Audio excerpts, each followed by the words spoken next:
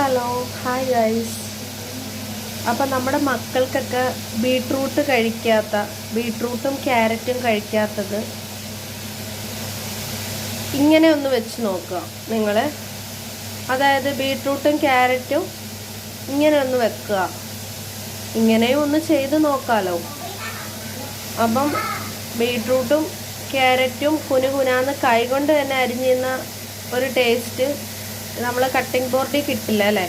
പ്രത്യേകിച്ച് plastic cutting board നിങ്ങൾ ഉപയോഗിക്കാതിരിക്കുക. Cancer പോലുള്ള മാരക അസുഖങ്ങൾ വരും. അപ്പം ഞാനിത് നല്ല വെളിച്ചെണ്ണ ഒഴിച്ചിട്ട് നല്ല 2-3 കടുക് പൊട്ടിച്ചു കേട്ടോ. ഓപ്ഷണലാണ്, കടുക് വേണ്ടെങ്കിൽ വേണ്ട. ഇനി ഇതിനകത്തോട്ട് ഞാൻ എന്താണ് ഇടുന്നതെന്ന് അറിയാവാ? കുറച്ച് മഞ്ഞൾ പൊടി, വിഷം ചാവാനേ. പിന്നെ ഞാൻ എന്താണ് അടുത്തിടുന്നത്? മുളക് പൊടി. ഇപ്പോൾ ഉപ്പിടണ്ട കേട്ടോ, നല്ല വെന്ത് വരട്ടെ. കുറച്ച് മുളക് പൊടി, കുറച്ച്, ഒരു ടേസ്റ്റിന് നല്ലതാണ്. കാര്യം ബീട്രൂട്ട് മധുരമല്ലേ. കുരുമുളക് പൊടിയും നല്ലതാണ്, വെയിറ്റ് ലോസിനാണെങ്കിൽ കുരുമുളക് പൊടിയും നല്ലതാണ്. പിന്നെ ഒരു പച്ചമുളക്, ഒരു തുള്ളിയാണ് ചേർത്തിരിക്കുന്നത് കേട്ടോ. അപ്പോൾ ഇതെല്ലാം കൂടെ നല്ല വഴറ്റി വരണം, വെള്ളം തൊടാതെ വഴറ്റി വെക്കണം. ലാസ്റ്റ് ഇറക്കാറാകുമ്പോൾ പിഞ്ച് ഉപ്പിട്ടാൽ മതി കേട്ടോ.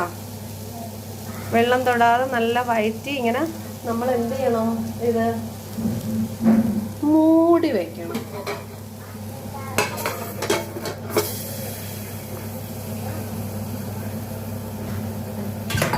ഒരു 7-8 മിനിറ്റ് കഴിഞ്ഞ്, ഒരുപാട് വേവിക്കണമെന്നില്ല, ഒരു 7-8 മിനിറ്റെങ്കിലും വെന്തിരിക്കുക.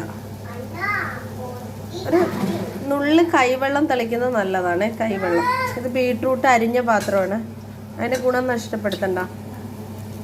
കുറച്ച് വെള്ളം തളിച്ചു കൊടുക്കാം, ഒന്ന് ജസ്റ്റ് വേവാൻ കേട്ടോ. അല്ലെങ്കിൽ ഇത് ഒരുമാതിരി വേവത്തില്ല.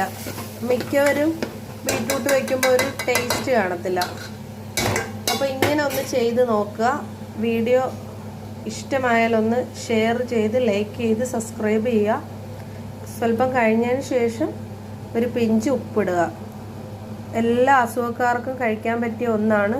ബ്ലഡ് ഉണ്ടാവും ബീട്രൂട്ടും ക്യാരറ്റും. അപ്പോൾ ടാറ്റാ.